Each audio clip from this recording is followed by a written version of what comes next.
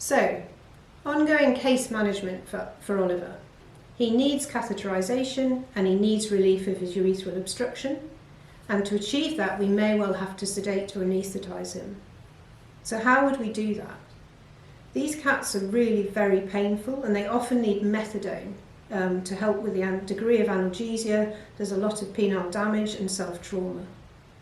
You are likely to need deep sedation or general anaesthesia in order to be able to unblock them and relieve the obstruction. There are a number of combinations you can use. If you can place an IV catheter, then alfaxolone or propofol, and then full intubation and general anaesthesia. We can also use IM techniques. Alpha-2 agonists will still preserve adequate renal function, or if you have concerns over the heart, you can use a midazolam butorphanol opiate combination. If you have concerns over underlying HCM or cardiac disease, then I would avoid ketamine. If these cats are really sort of moribund and you're really worried about sedation, then you can consider local anaesthetic in a gauze soap swab and even potentially a caudal epidural. The types of catheter that we use, you may well find in the initial stages where you're trying to retropulse any obstruction that these little nasolacrimal catheters will suit well. They're open-ended and so the pressure and the force will flush any material forwards. You can either use nasolacrimal ones or you can even purchase catheters particularly for this indication.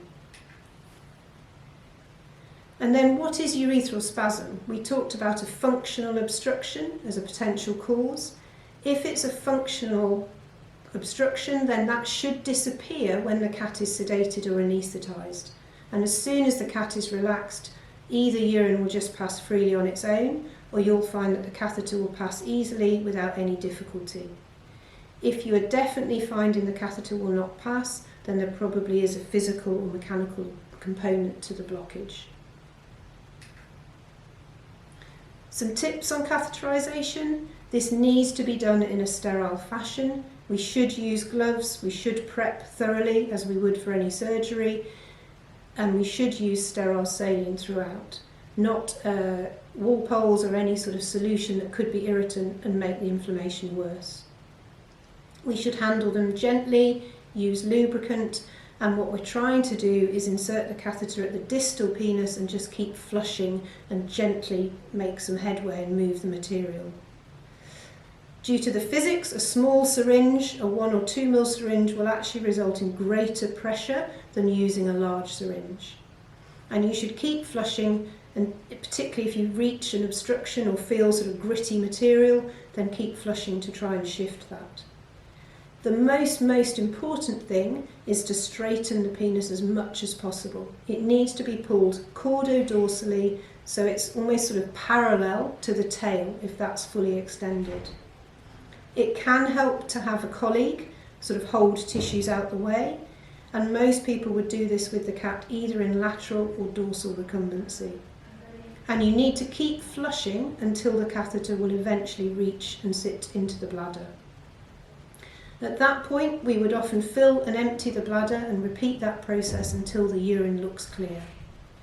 We can collect a sample for urinalysis, whether that's cytology or culture, and then the big discussion is, do you leave the catheter indwelling? And that may depend on what the urine looks like, how chronic the history is, and whether there was a mechanical obstruction. So this retrograde study just helps show you, this is in a sort of normal passive position, how much there is a flexure where the penis and the urethra then follows through. And you need to pull that penis much more caudodorsally so that it's straightened out and it gives you the maximum chance to actually pass the catheter. There have been studies looking at decompressive cystocentesis to see if that helps first. Studies have shown no increased risk of uroabdomen or bladder damage, but equally another study showed it didn't actually seem to help facilitate passing the catheter, or the placing of the catheter was no quicker. So I think that is personal preference. The types of catheter we leave in situ, we want very soft non-irritant catheters, so usually silicone based, so they're much less rigid.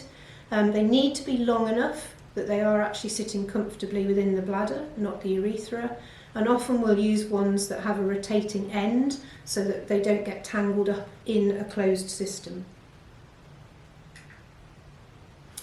And then what ongoing medication should we use?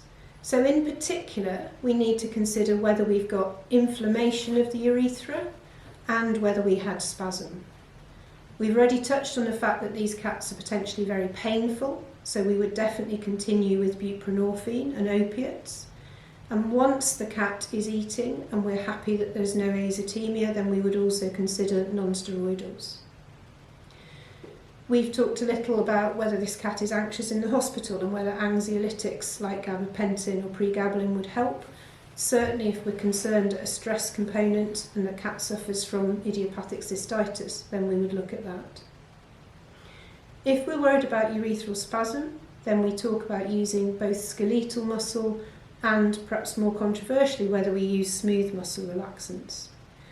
Dantrolene for a skeletal muscle spasmolytic we would use in all cases.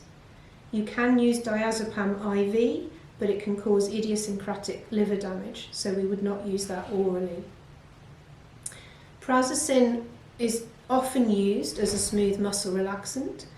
This is slightly more controversial now, as there are some more recent studies suggesting that it may not be that effective. Often the spasm is at the distal end of the penis, and prazosin tends to work much more proximally, and it can also lower systolic blood pressure. I think this would be something that we would discuss on a case-by-case basis, but if I was going to drop any of these medications, that would perhaps be the one I would drop from this list. Similarly with nutraceuticals that are designed to reduce bladder inflammation and improve urinary health, again, it's the compliance and the large number of medications that I'm also asking these owners to administer. With many of these drugs, we would administer them for a number of weeks and drop them out one by one and slowly taper. We should be really careful with antibiotics if we're leaving a catheter in situ. It should always be a closed drainage system, but if we use antibiotics, then we are running the risk of increasing antibacterial resistance and an organism growing whilst we have antibiotics there. So we try to avoid antibiotics if we possibly can. And how long should you leave the catheter in place? So try to think of your experience with these cats. How long do you leave urethral catheters in, or do you have a practice policy? And then we'll look at the evidence in the final video.